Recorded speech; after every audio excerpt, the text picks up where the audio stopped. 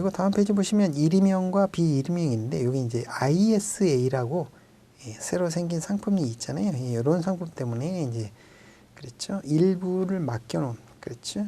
그게 일임형인 거죠.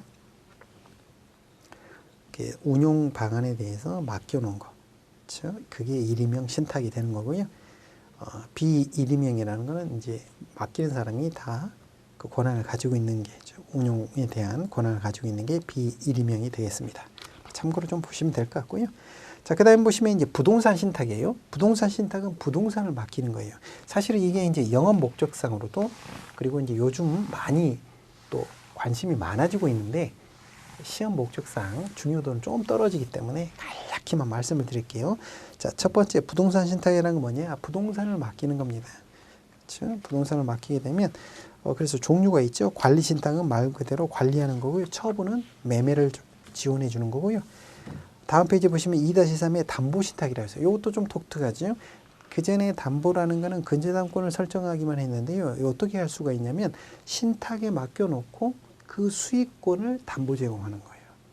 그렇죠? 그러면 문제가 생겼을 때 그 처분을 경매 절차에 의하지 아니하고 수의계약도 가능하고 그 계약 절차에 따라서 담보 신탁이 몇 가지 좀 장점들이 있어요.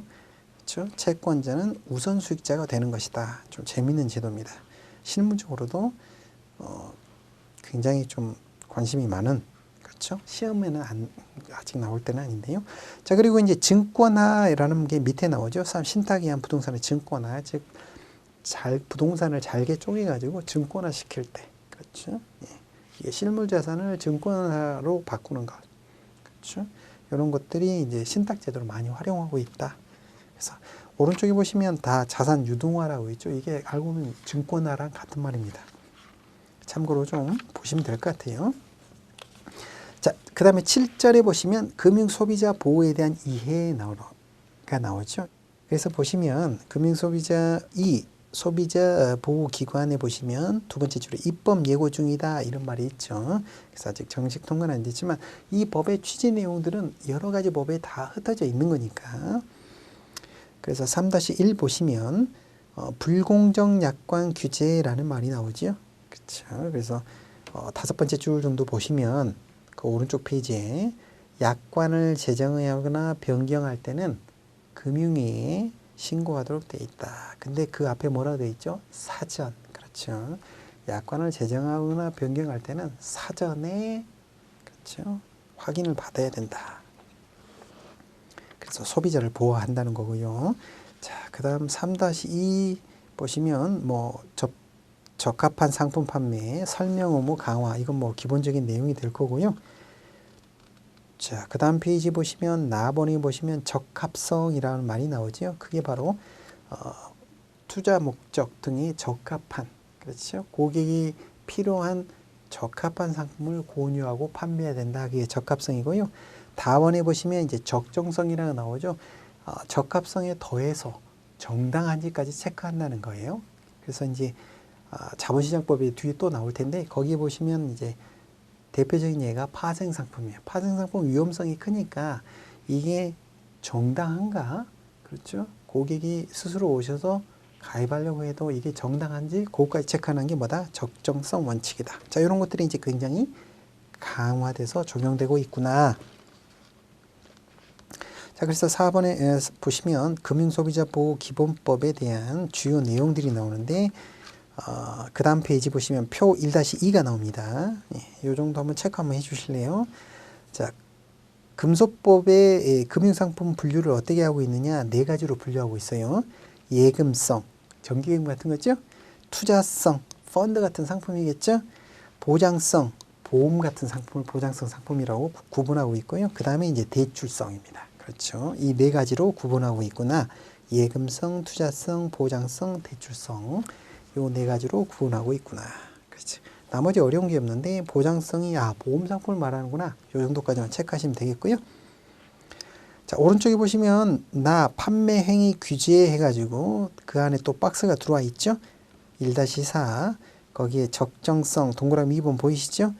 그렇죠. 그래서 금융소비자 보호에 관한 법에서는 자본시장법에서는 그 파생 상품에 관한 이야기만 나오는데 금소법에서는 적정성 원칙을 뭐 대출, 그렇죠. 투자는 당연하고 보장성 상품에도 일부, 그렇죠. 이런 것들까지 좀 더 확대해서 적용하겠구나.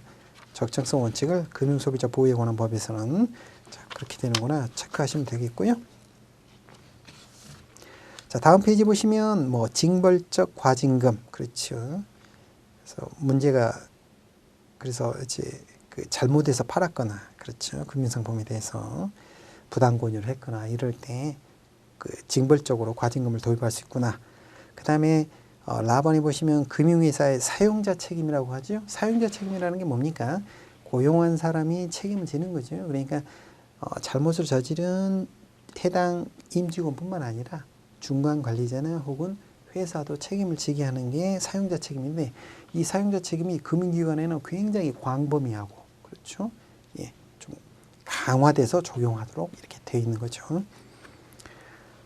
자, 그리고 뭐 마에 보시면 대출 계약 철회권 이런 것들이 이제 속속 도입이 되고 있죠. 오른쪽에 보시면 바에 보시면 분쟁제도 조정제도 개선이라고 나와 있죠. 시험에 나올 건 아닌데 이런 게 있어요. 그 가령 보험금을 청구를 하잖아요. 그럼 보험회사 입장에서는 이게 좀 문제가 있어 보인다 싶으면 보험금을 주지 않고 어떻게 하느냐, 중재 조정제도가 들어왔을 때 중재 제도에 의하지 아니하고 소송을 걸어버려요. 그러면 일반 소비자 입장에서 소송에 응하려면 비용, 정신적인 어려움 이런 것 때문에 이제 쉽게 합의가 이루어지는 거죠. 100원인데 예를 들어서 70원, 50원으로 이렇게. 자, 그런 소송의 난발을 막고자 하는 것들이 바로 이제 분쟁 조정기관, 이건 무료잖아요. 그래서 분쟁 조정에 들어가 있을 때는 2천 이하의 소액은 소송을 제기하지 마. 그렇죠? 뭐 이런 것들, 사실 이런 것들이 굉장히 소비자 보호하는데 중요한 것들이거든요. 근데 뭐 시험에 나올 건 아니고요. 이런 게 있구나. 그 정도까지만 좀 체크를 해주시고요. 문제를 한번 볼까요? 연습 문제 보시면 1번 문제 보실게요. 민법의 기본 원리입니다. 틀린 것은 무엇인가요? 첫 번째 보시면 사유재산권을 존중합니다. 좋은 말이죠. 2번에 사적 자치 원칙이 있습니다. 맞죠? 세 번째 과실 책임 원칙이에요. 예외적으로 무과실 원칙. 무과실 책임이 있고, 그렇죠? 맞는 말이고요. 4번에 사회적 조정, 그렇죠? 신의치, 그렇죠? 권리남용 금지, 그 다음에 지나친 폭행에는 금지하도록 하고 있다. 이게 이제 약자를 보호하기 위한 사회적 조정 원칙이었죠. 자, 공신의 원칙, 자, 한국에서는 공신의 원칙이 적용되지 않는다고 말씀드렸죠. 예, 그렇습니다. 공신의 원칙은 적용하지 않고 있습니다. 5번이 정답이네요. 자, 2번 문제 보시겠습니다. 다음 중 물건이 아닌 것은 무엇인가요? 여러분이 한번 찾아보실래요? 소유권, 점유권 가장 기본적인 권리죠. 지상권, 유치권, 그렇죠. 자, 이런 것들은 이제 그렇죠. 사용 수익이 일부 제한이 있을 수 있는 것들인데, 상품권이라는 건 뭐죠? 말 그대로 그냥 유가증권이죠. 상품권은, 그렇죠. 물건 구매할 때 쓸 수 있는 그냥 무기명 유가증권이죠. 물권이라는 건 아니죠. 예. 상품권이 정답이 되겠네요. 자, 그 밑에 이제 3번 문제 보시겠습니다. 채권의 소멸, 채권이 언제 없어지나요? 제일 흔한 게 뭐죠? 변제죠, 변제. 갚아버리는 거. 그렇죠? 변제. 대신 물건으로 갚는 게 대물변제. 상호간에 그 계산을 해서 없애버리는 게 상계. 법률관계가 뒤섞여 있는 게 혼동이죠. 혼동에 의해서도 없어질 수도 있는데, 공유는 뭡니까? 공동으로 소유하는 거죠. 그렇죠. 공동 소유에 관한 거니까 채권은 소멸과는 관계없는 거죠. 3번이 정답이네요. 자, 4번 문제 보시겠습니다. 주식회사 기관에 관한 건데 틀린 것은 무엇인가요? 보시면 자, 주주총회에 관한 거는 가장 기본적인 상황에 의결하는 것이다. 좋습니다. 1주마다 한 의결권이 부여되는 게 원칙이다. 이래서 대주주가 큰 힘을 발휘하는 게 바로 그거죠. 주식을 한 주 가지고 있으면 하나의 의결권 행사하는데 주식을 제일 많이 갖고 있는 사람의 영향이 커지잖아요. 그렇죠. 자, 이사는 이사회에서 선임된다. 이사는 이사회에서 선임됐나요? 아니죠. 주주총회에서 선임되는 거죠. 그렇죠. 이게 3번이 틀렸네요. 자, 회사는 집행 임원을 둘 수 있고요. 네, 그렇습니다. 감사는 그렇죠. 감사하고 회계 감사할 권한을 가진 기관이 감사입니다. 맞습니다. 3번이 정답이네요. 자, 마지막 5번 문제 풀어볼까요? 약관의 해석 원칙이 아닌 것은 여러분이 한번 찾아보실래요? 금방 찾죠? 개별약정 우선, 객관적 해석, 작성자 불이익, 신의 성실의 원칙이 있었는데 확대 해석이 틀렸죠? 그렇죠. 문구 그대로 축소 해석을 해야 되죠? 자, 일단 여기서는 2번이 정답이고요. 3번은 주로 어떻게 또 바꿀 수 있죠?